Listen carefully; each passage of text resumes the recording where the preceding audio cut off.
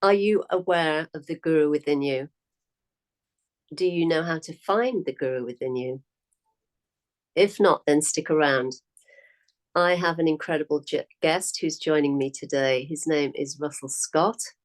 He's an author of Awaken the Guru in You, and he has been hosting retreats for more than 40 years to facilitate helping people recognize the inner guru. So, Russell, thank you for joining me today. Thank you for coming on Talking True. It's great to have you here. I'm very pleased to be here. Yeah, thank you very much for inviting me. You're welcome. Yeah. So I love stories, and I know that my viewers love stories. So would you like to give us a kind of an overview of how you woke up and what brought you to this place today? Um, well, I think when I was young, I may have been in the minority of what you might call spiritual seekers. I even since I was young, I was always interested in like what's really going on here. What's the purpose of life? Who am I? And even when I was 12 years old, I remember having that question. And I grew up in a small city called Thunder Bay, which is on the northern edge of Lake Superior in Canada, Ontario. And there's a lot of the topography is very rough. There's a lot of cliffs and hills and bluffs. And I lived on the edge of the town, and I would frequently go out by myself, just going for hikes. And I remember one day it was very sunny. I climbed up this promontory. We called it the Bluffs. And in Thunder Bay, we don't call it the forest, we call it the bush. And, uh, you know, it's more kind of primal, that word, the bush. And there was a spot I used to go up to and sit on top of this cliff, and it overlooked the lake. There's a lake there called Lake Superior, and out in the bay there's a land formation that looks like a sleeping person. They call it the sleeping giant, and in the indigenous people who live in that area called it Nana Bijou, which means the Great Spirit.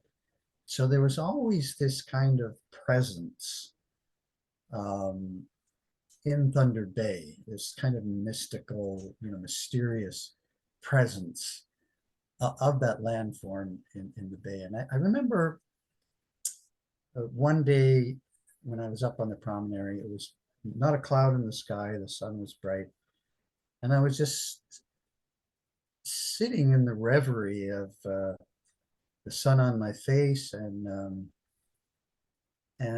looking out at the sleeping giant and just enjoying it. And I remember looking at the ground, and there was a rock. There was like a boulder there. And I had this odd feeling. It felt like the boulder felt like me.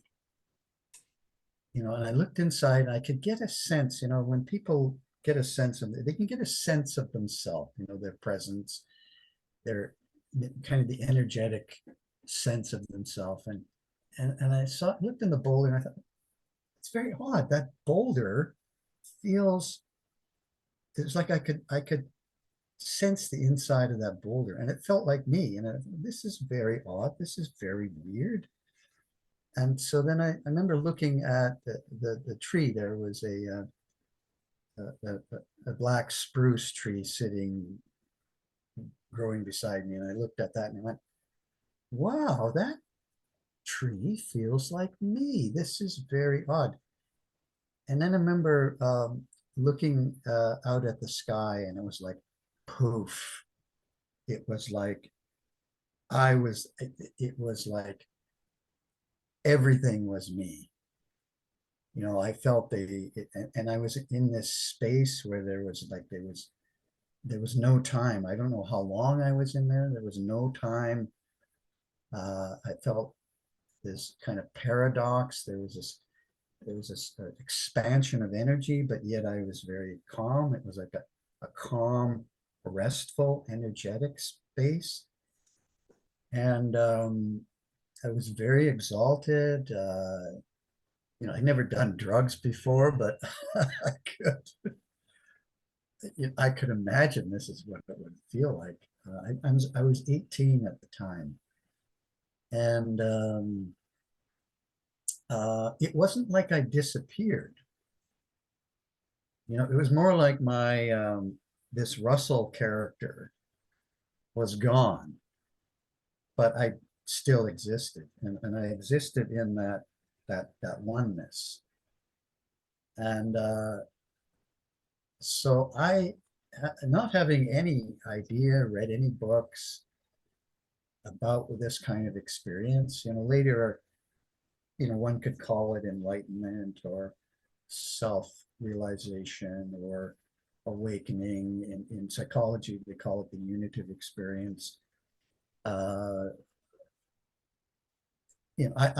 tend to like to call it a direct experience or direct to knowing, because it was just sudden. I didn't figure this thing out. It wasn't logical. I had no way of saying, well, if this is the case, this is the case, then I'm everything. It just happened spontaneously. And so I remember going home and I was just feeling great. And I thought to myself, is this God? Is this God? I didn't want to use that experience because I didn't want to use that label, because I had this idea of God sitting on the throne with his staff, and he's all dressed in purple and he's glowing. That wasn't my experience of God, and I thought to myself, I don't know if I should tell my mother that I'm God. It didn't seem like such a good idea. So, but it eventually faded because I had no concept. I had no idea what that was, but I knew it was true, like in the back of my mind, and the memory of it was never gone. I might say the energy of it faded. And so, and this was like, I think in 1968. So it was around the time of the 60s and the 70s where, everybody was experimenting with drugs. And after that, I was never interested in doing drugs. I just knew I could get there naturally. So I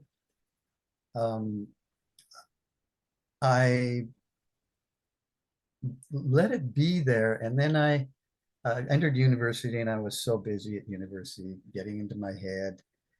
That experience faded, but the memory was there.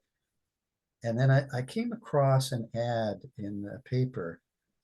There was this ad that said, "Who am I? Who am I?"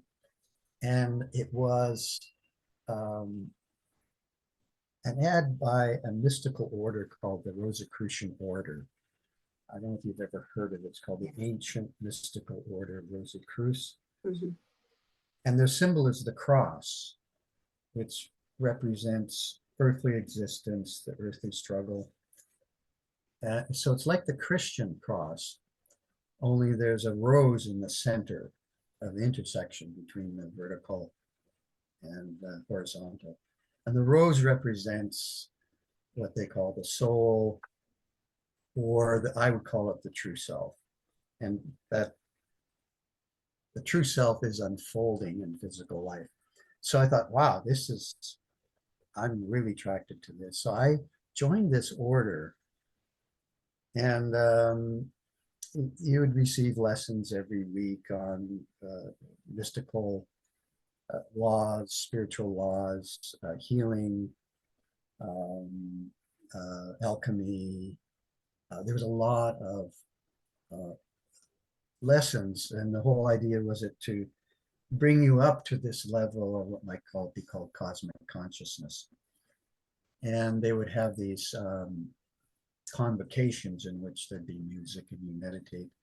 So I was in that order for maybe 2 years, And then in one of the convocations where there was a meditation, it happened again. And it was like sudden, I was meditating, and then suddenly it was like, I was in a confined room, and I opened the door, and then there was all this space. And I was in that experience occurred again. And but it was slightly different. It was like, in terms of God, like I was it. I was it, and the whole universe was me. And I realized that I was the only one, that there's only one of me. And there was this thought in my mind, well, okay, if I'm God, who am I? And how do I know who I am? And it was like I was there at the beginning of time. Well, there was no time, but um, at the beginning of the universe, before the Big Bang happened. And I said, well, how am I going to know myself? Well, maybe I need to create another one like me. Maybe I need to create another God like me. So I decided, okay, I'm going to create another God. And then that other God decided to create another God. So it was like this proliferation of, gods that were all the same God, but proliferating. And there's an image of this in I think in Hinduism or Buddhism. It's called Indra's net. And in Indra's net, it's this net of the universe. And wherever there's an intersection of the string in the net, there's a jewel. And each jewel is individual, but it reflects the whole. And later I found out, well, that's the kind of experience that I had. And I think later I called it that I'm the one in the oneness, or I am, there's a you and I verse, the universe. And so there's all these, I got that there's all these individual gods that are the full God. And that what's happening is we're all evolving together. And later on, I called this co-evolution, that as we relate to one another from our divinity, we become more conscious of who we actually are. And so that idea of co-evolution really, I saw that that's the macrocosm of what's going on. That almost caused the Big Bang. The Big Bang wasn't a material thing. It was caused by the expansion of consciousness. And so I couldn't find that experience in a lot of spiritual texts. I started to, well, where is that? I started reading a lot of spiritual books, and there was all this explanation of the oneness of everything, but not this diversity in the oneness. I couldn't find that anywhere. And I go to a lot of gurus, and they would be talking about this kind of cosmic consciousness experience.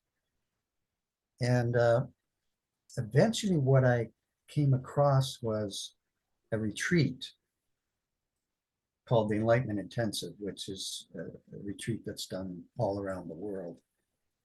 And the technique was kind of a mini version of what I saw happening in the universe, that we're all in relationship. And it's through relating, through relating our divine essence, that we become more conscious. And we entered this state of awakening. So there was this technique in the workshop where you just sat across from another person, and there were agreements where people uh, uh, wouldn't judge one another. They just listened. And over time, as people listened, there would be this greater acceptance and compassion towards others. And it was that openness that helped people share from what was truly in their hearts. So one person would listen and they'd say to the other person, tell me who you are. And there was a particular technique that you went through. And as the person related who they are, who they really were, they started to let go of, all these barriers, you might say, all the psychological difficulties and struggles and traumas. They start to let go of that. And at some point they have this direct experience. And I realized this is what I had experienced on the macrocosm. And now here it is in a microcosm. And so then I eventually got into leading the retreat and being more involved in the process. And I've been doing that for about 40 years. So, and since then I've had other direct experiences. And you probably know that once you have one, there are corollary experiences. You have these insights that really solidify the experience. And there's also part of that, the self brings up, dislodges part of the mind that needs to be cleared out. And so, and I'm sure you understand that enlightenment's not the end. Yes, yes, yes. Definitely So is not the end. It's yeah, actually the beginning the of the beginning. spiritual path.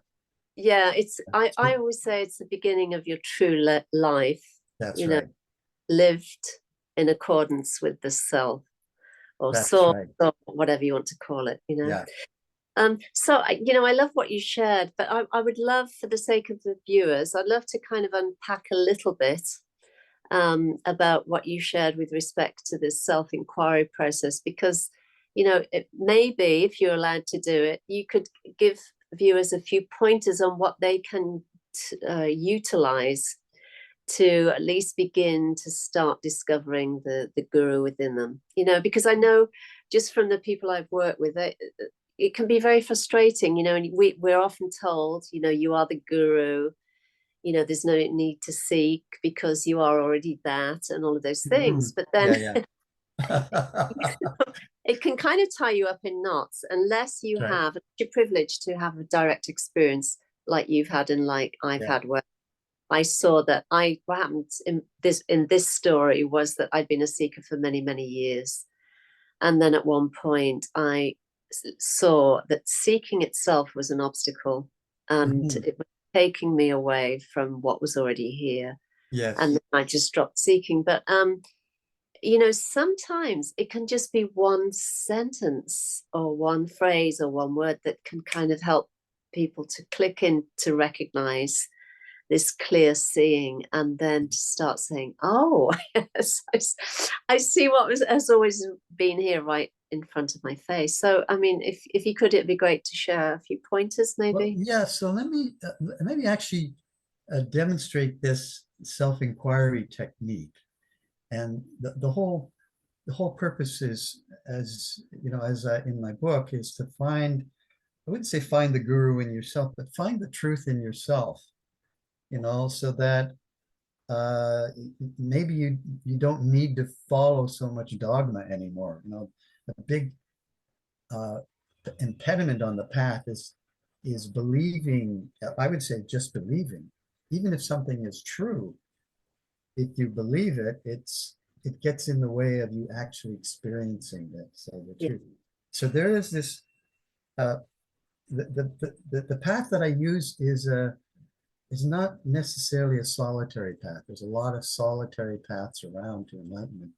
This is a relational path where you work with others. So maybe I'll demonstrate it with you. So what you can do is I'll demonstrate this technique. So I would like you to be a listening person. So in this technique, there's a listening person, and then there's an inquirer.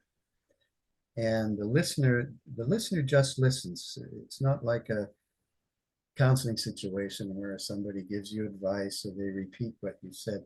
They just listen. They just put your attention. They're kind of a witness.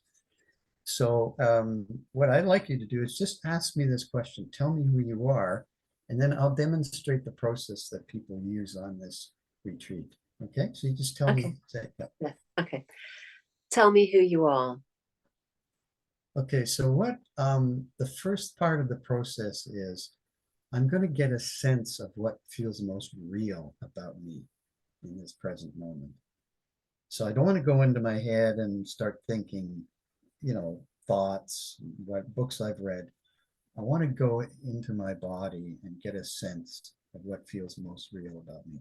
So the first thing is I'm gonna get a sense of where's my sense of what's most real. And right now, what's most real is just the sense of myself sitting on the chair. Very simple.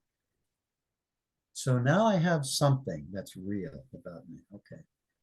So now I'm going to intend to directly experience who this is. Who is this? There's somebody there that's experiencing me sitting. Who's that? So, okay, so now I have that intention. Now I'm just going to be open. So I'm just going to be open to whatever comes up. So I'm going to go into silence.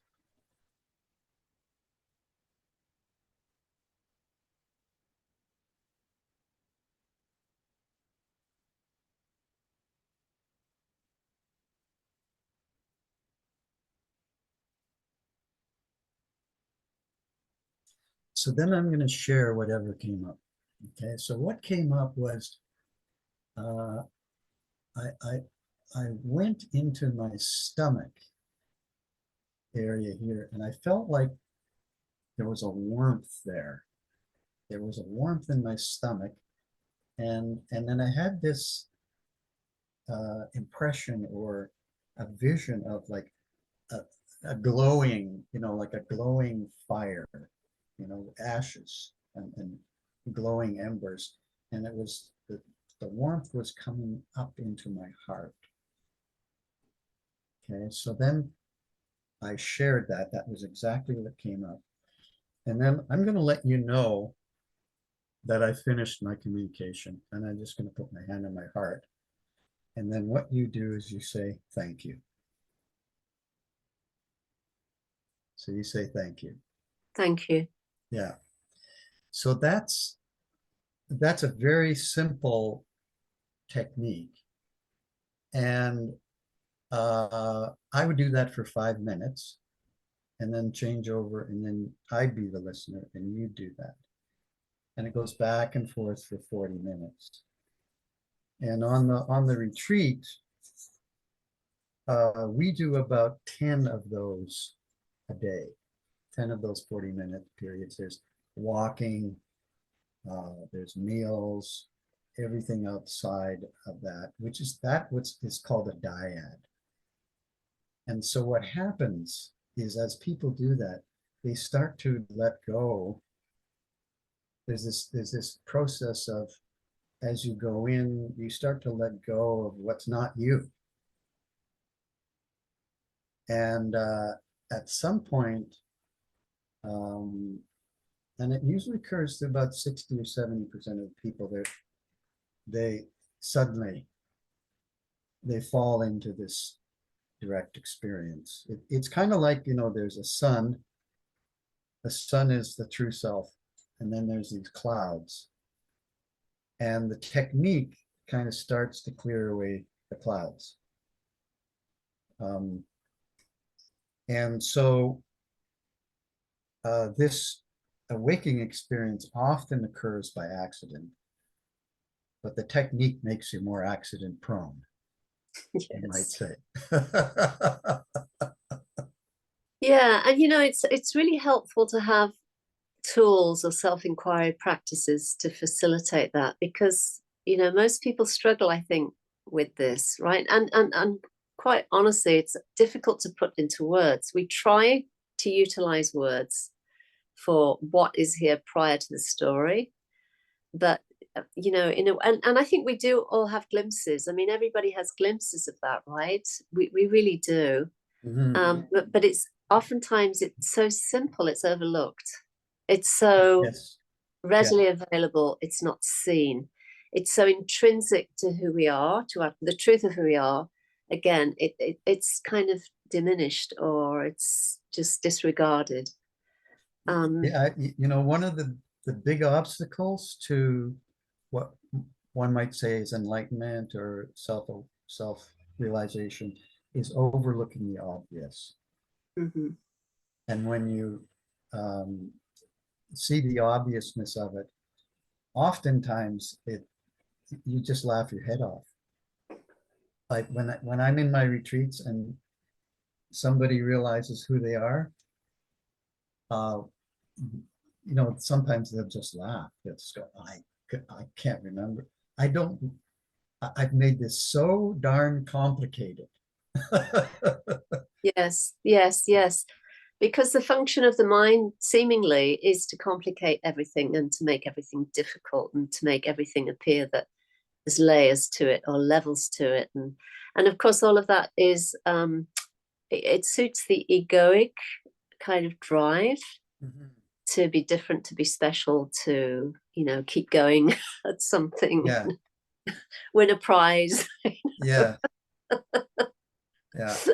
And it's really hilarious when, and it certainly happened in my case, because I was just honest, I was so driven as a seeker. I mean, I took it to the nth degree. I mean, I was very strict, very disciplined, studying and meditating and chanting for hours on end every single day, doing my japa, my mantra repetition, and feeling like always I was trying to chase this elusive goal that was somewhere in the future. And the idea was that when I got to this place, that I would suddenly be an improved version of who I thought I would be. And of course, the truth is, the story of you is kind of redundant, I guess is the best way of putting it. It's not what freedom's already here, is what I'm trying. It really is. And sometimes our effort is what gets in the way. Yes. It's we're trying so hard and we're not being open, like Yes. I think there's a combination. You need to make effort, but then you need to be open. And Yeah. It's the constant effort that doesn't allow us to be open. Yes. And then, when we do have that, and it's also this effort to somehow improve ourselves. Yes. And yes. and when people get who they are, they realize, oh, the self does not need to be improved. No. It's already perfect. Inherent in the self is happiness, is contentment. It's our default state. We don't have to make ourselves happy. We already are. And so, as you say, the spiritual path begins with self-awakening. And the path becomes no longer trying to get there. It really becomes about presenting who we are in life and working out how we can be more of who we are in life. Yes. That's the spiritual path. Yes. And all of that doesn't negate kind of improving the story, I guess is the way I would put it. I mean, if you, I don't know, need to improve yourself professionally, get a new job, whatever the story is, right? It doesn't mean that you negate the story. The story is important. It's an aspect, an expression of the oneself. Because I think other seekers have difficulty with that too. And they often too will think, because I'm spiritual, I shouldn't be trying to improve myself professionally or go after a higher paid job, or whatever the story might be. So there can be so many sort of conflicting stories that can tie us up in knots if we're not careful. Yeah, I think that the improvement is, um, instead of trying to fit who I am into the way my life is how do I change my life to reflect who I am? And so there's this there's this effort then. Okay, so maybe I'm not doing the kind of work that really fulfills me. So then there needs to be some improvement. How do I find out what I want to do in my life? How do I live from myself? And like what you're doing, like you're doing what you really want to do. And that takes some effort. I'm sure when you started, there was some effort. It's not like Yes. it just Yeah. happened. Yes. And honestly, I don't know what I'm doing most of the time. I really don't. But I've learned. I just learned to trust the not knowing. I mean, I've said that I don't know how many times, and many people just don't believe me. They think I've got it all planned out. I really don't. I'll get an intuitive hit to do something, Mhm. and I trust that someone will show up to help me, or something will show up to help me, kind of guide me along the Yeah. way. And I trust the not knowing much more, and the place from which this is coming from, this prompt is coming from, than anything the mind could try and sort of figure out. Yeah, yeah. I know, So like I look at my I look at my high school picture, and in the yearbook, and Russell wanted to be this when he grew up, and I look back, and I think of this line is, you want to make God laugh, tell her yeah, your plans. yes, yes, I would have yes. never have known I would be leading retreats like this. No, I was in my no. 20s, and so there's a certain amount of trust we need to have, especially when we get into the unknown. It's like, okay, I don't know what's next here, but I'm not going to try to push it. I'm going to let that power and that force that's of my true self, start to show what I need to do, and things that we really need to do start to show up. It's really magical, I have to say. Yes, yes, And I agree. Because certainly, I never in a million years imagined that I'd be an author. It wasn't part of my game plan. Not that I had a game plan. I mean, I kind of always knew I wanted to be a teacher, in formal education yeah, and schools and all of that. But in terms of being an author, that wasn't part of the plan. But I had a lucid dream, and a master yogi showed up and said, "What asked rather, when are you writing the book?" And that question then kind of started this whole snowballing effect that led me to write a book, and then to have written 5 or 6 books since then too. yeah, But everything that I've done has come from that place. It's the same as this, hosting these interviews, which has been absolute, as you said, magic. Everything's magical, because again, it amazes me because I'm a contemplative. I've always been very sort of mystically oriented as a kid. I was having out of body experiences, and all this psychic phenomenon was happening, but I would never have imagined that I would be doing something like this. It just yeah. I can concur with you. I never thought I would write a book either. In fact, one of my worst subjects in high school was English. And I was compelled to write this book, Awaken the Guru in You, which talks about the nature of awakening and the spiritual path, but also describes this technique that I use, this dyad technique, or I call it co-evolution. But yeah, I never had the thought I was going to write a book, and it just it just kept nagging at me. I'd go home and I'd open the door and there'd be this, "Hello there, Russell. I'm the book you're supposed to write." And I thought, "Can you yeah, go away, yeah, please? Can you go away? yes, I'm the book you're supposed to write." yeah, yeah, and it keeps showing up either through the words of what people are saying to you, or the kind of suggestions they're making, all of those things, or it just will, you'll see something on a billboard or on television or Yeah, on it's like when you start recognizing and seeing that the universe is always inviting you to step Yeah. into the fullness of who you are, then you can't unsee it. You Yeah. can't pretend you're not seeing it anymore. Yeah. And it, like for me, more and more I'm accepting whatever is comes up in my path. It's um, once you start accepting what's in front of your path, and then you can get through it, you realize, okay, something more difficult's come up. Yeah, I can get through that. And particularly, uh, I had this idea, and I think many people might have this idea, is when they have an enlightenment experience, that's it. They're completely peaceful. There's no more work to do. Mm-hmm.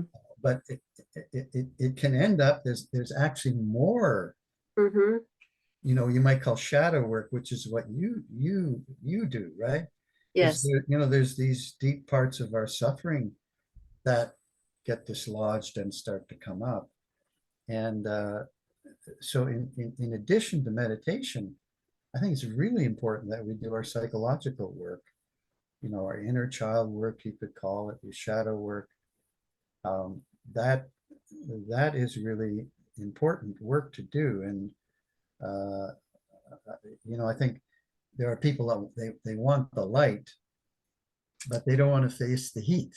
Yes. There's the fire there, they want the light, but the heat is all this internal shadow work that you do with people, and I do similar. I call it clearing, and I think that's really important work that maybe some spiritual paths don't emphasize or recognize, that psychological work is really important. Otherwise, we can become, it's called spiritual bypassing, or Yes. uh, we can become dissociated, just trying to get into this exalted state all the time.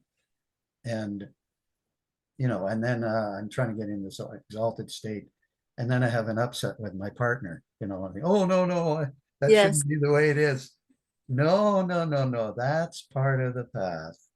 Mm-hmm. That's Yeah. part of the path. I often say, when the difficulty comes up, it's like life is like school, only we get the test first, then the Yes. lesson.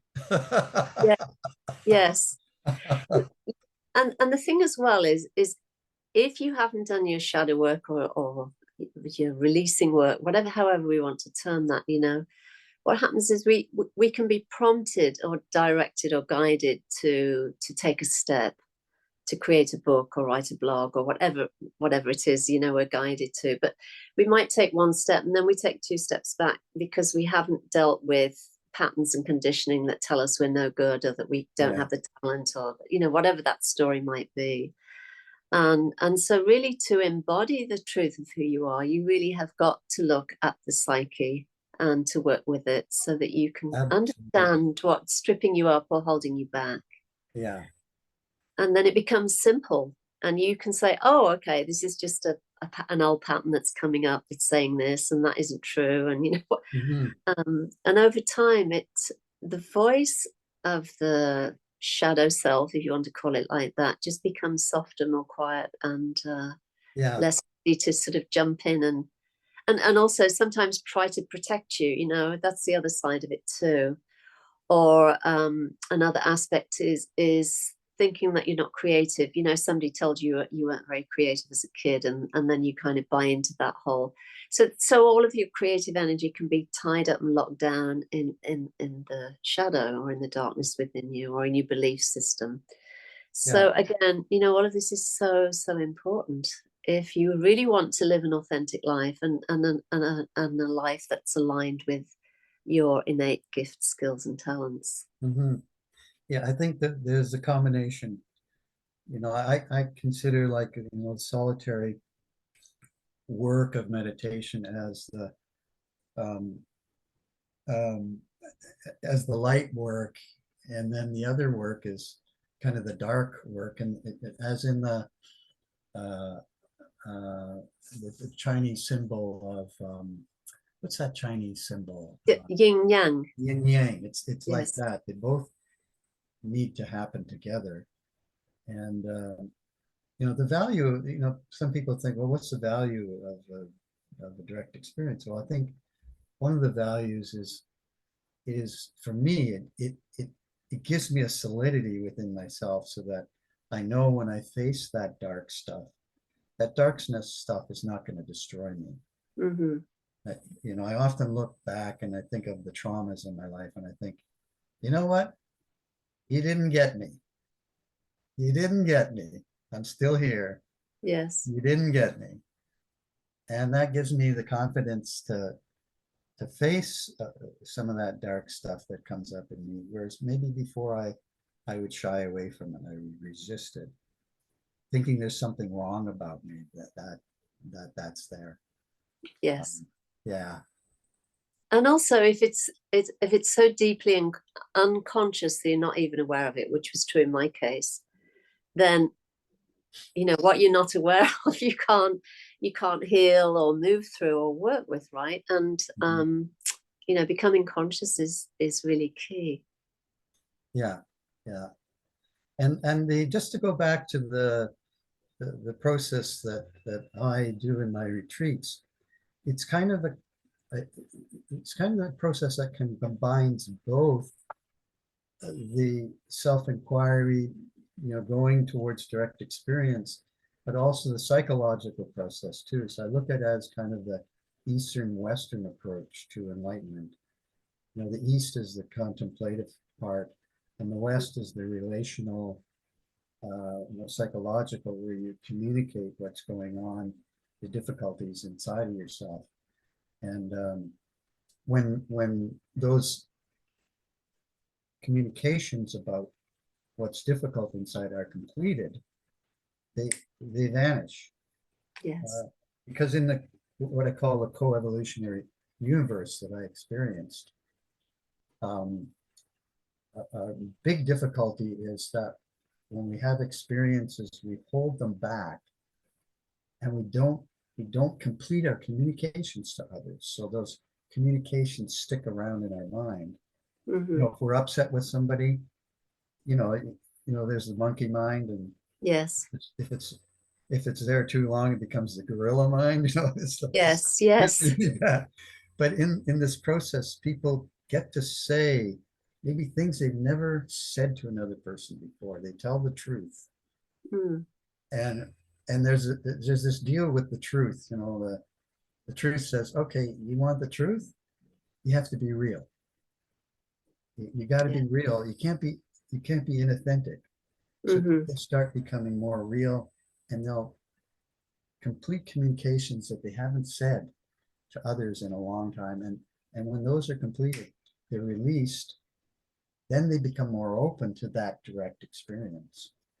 So this Yeah. is a combination of the East and West approach. And that's why I call it a new approach to spirituality, because it Beautiful. combines both East and West.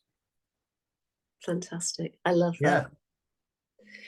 So, Russell, I can't believe the time that we're coming towards the end of our time together today. Yeah. This has been amazing. I've just loved every minute.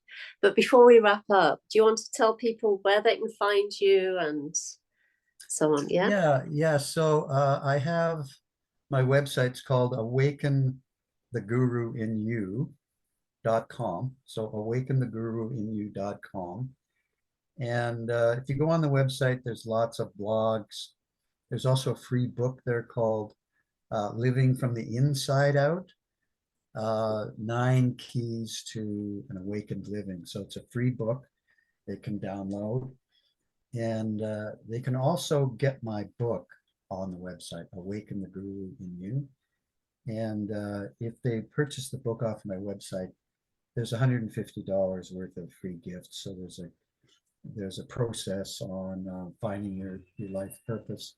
I'm also a musician, so there's a CD you can get called Transformational Music. So that's there. And then you can also find out more about my retreat. If you look under retreats, the retreat that I was telling you about is called Coming Home. I don't like to call it the Enlightenment Intensive anymore. I like to call it coming home because that describes the result that people feel when they have this kind of experience. You feel like you've come home to yourself. And I also teach, there's a training I'm doing called Clearing Practitioner Training. So it's a training on how to help people um, solve problems or transform very difficult issues in their life. So that's something else that I offer. So you can just go on the website, look around, explore, download the free book. Yeah, so once again, it's called Awaken the Guru in You.com. Yeah. Fantastic. And I'll have all of that information in the show notes so people can just click and go to make Yeah. it easier. Oh, this was so good, Julie. I'll have to tell you, I Yeah, sure enjoyed myself. me It's so too. wonderful to be in the presence of other people that know what you've experienced, Mm-hmm. you know, and Yes. just freely share. Yeah. So bless you on your journey. Thank you. Hopefully we'll meet again. Who knows? Yes, yes, yes, yes. And thank you everyone for joining us today. As always, this has been really spectacular. I've loved every minute. If you enjoyed the content, then please let other people know. And if you haven't subscribed, it would be really great if you do. So thanks again. Thank you all so much. We both appreciate you joining us. So that's all from us for now. Be well, take it easy, and bye.